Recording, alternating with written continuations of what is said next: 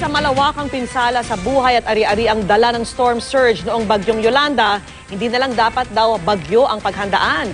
Kaya ang DOST at Project NOAA minumungkahing magkaroon din ng mga babala sa posibleng taas ng along dala ng mga bagyo.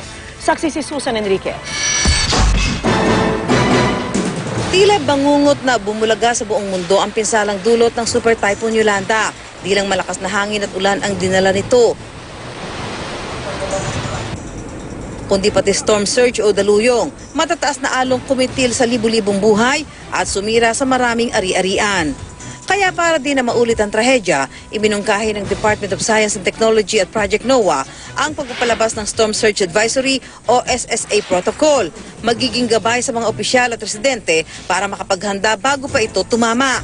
Kapag nakataas ang Storm Surge Advisory 1, 2 metro o mahigit 6 na talampakan ang taas ng tatamang storm surge. Kapag Storm Surge Advisory 2, hanggang 5 metro o lagpas ng isang palapag na gusali ang taas ng paparating na alon. Storm Surge Advisory 3 naman kung higit pa sa 5 metro o halos 2 palapag na gusali ang taas ng storm surge.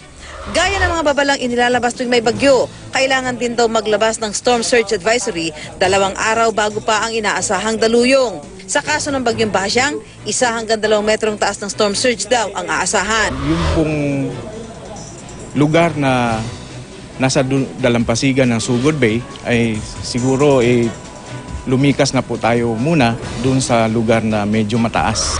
At dahil posibleng dumaan ang sentro ng bagyo sa mga dinaanan din ng bagyong Yolanda, inaabisuhan ng NDRRMC ang mga nakatira sa coastal areas na sundin ang 40 meters easement o distansya mula sa mga dalampasigan.